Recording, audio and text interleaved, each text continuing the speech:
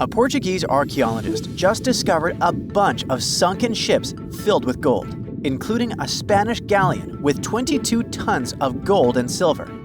This much gold today is worth about $2 billion, and this is the money from one ship alone.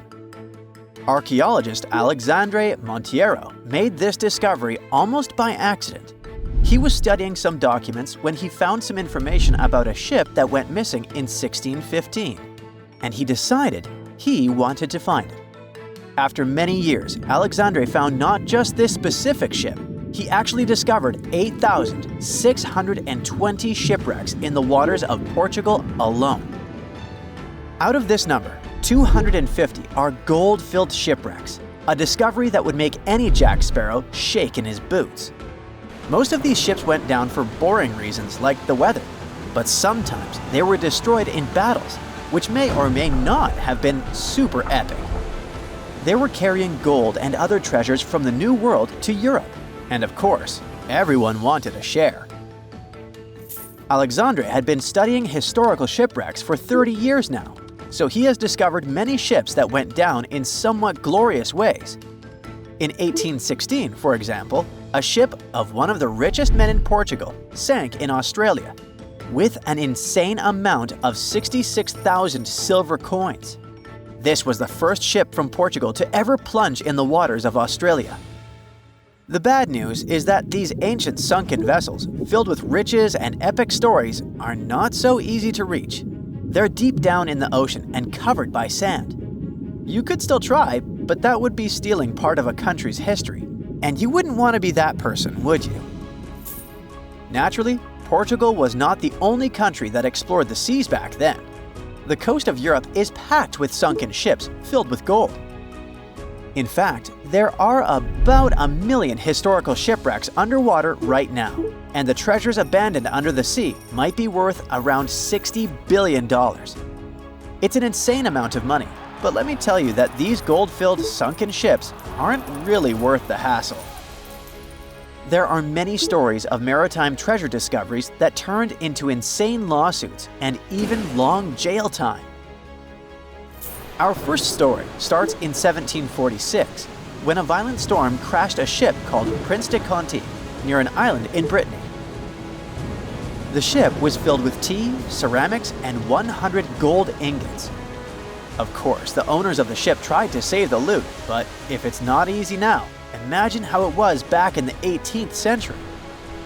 It took more than 200 years for the vessel to be found. It finally happened in 1975, when a group of French men discovered it and decided to take pretty much every valuable thing they could find. Now, I said these things were not worth the trouble for a reason. In France, if you find anything that can be historical, you must declare it to the local authorities within 48 hours. Fail to comply, and you will be committing something known as a crime.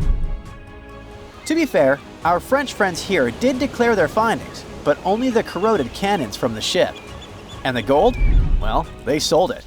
Obviously, because each gold bar is worth between $125,000 to $231,000.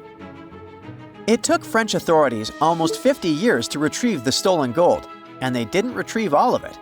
Part of it was bought by an elderly couple living in Florida, and the crime is so serious they were charged for connection with money laundering, organized crime, and the trafficking of cultural goods.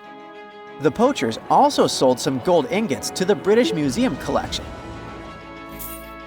Now, let's go back to the 1850s, when a steamer called SS Central America traveled from Panama to California and back again. This was during the Californian Gold Rush, a time when 300,000 people moved to California to dig for gold. Because the travel route was not easy breezy, people needed to carry their gold around on big ships. This is where our friend SS Central America comes in. In 1857, the ship had 578 people on board and about 10 tons of gold. Very few survived, and around $100 to $150 million in gold went down with the ship. All of this explains why in 1988, a group of investors from Columbus decided to finance a research project to find this ship. The research was led by a guy named Tommy Thompson, Tommy was really crazy about the idea of finding this sunken ship filled with gold. It took him years to find the exact location of the SS Central America, especially because the ship was 7,500 feet beneath the surface of the Atlantic Ocean, and retrieving it required a lot of fancy tech. A group of 161 investors paid for his adventure, but it goes without saying that they were not doing this out of love from their hearts. They invested $12.5 million in this project because they were expecting to earn at least 10 times more. But since life is not all sunshine and rainbows, 39 insurance companies sued the research team as soon as they retrieved the gold. Back when the ship was up and running, these companies insured the cargo of the SS Central America, and when the cargo was finally retrieved, more than 100 years later, they wanted to be compensated. They said it was not their job to retrieve it, but that doesn't mean they abandoned it. This crazy talk didn't stick, and 92% of the gold was given to the research team. The plot thickened when the investors were scammed by none other than Tommy Thompson, who fled with $4.16 million. He also had 500 gold coins, but he's not telling a soul where they are. Nonsense like this is the reason why most countries have rules to protect cultural properties. And yes, sometimes shipwrecks can be a cultural property. Obviously, there are many maritime treasure discoveries that happen without breaking any laws. The SS City of Cairo, for example, was a steamship that submerged in 1929 with 2,000 boxes of silver coins weighing 122 tons. A company called Deep Ocean Search retrieved the coins from a depth of 17,000 feet, which is 4,500 feet lower than the Titanic. 34 million pounds went to the UK Treasury, and the Deep Ocean Search also got a share. The good news here is that some of the coins can be bought by collectors, legally. Paying for a treasure is probably the closest you can get to an underwater archaeology find. I know, all I did was destroy your piracy dreams. But while raiding gold-filled shipwrecks may be a crime in most countries, or just financially impossible for us mere mortals, not all hope is lost. There is about $771 trillion worth of gold lying on the ocean floor, and it doesn't have an owner. It's like an underwater gold mine, except the gold is in the water. You know how the water of the ocean is salty? Well, the gold gets mixed with the minerals in the water, so it's not like you stumble upon a gold nugget on the beach.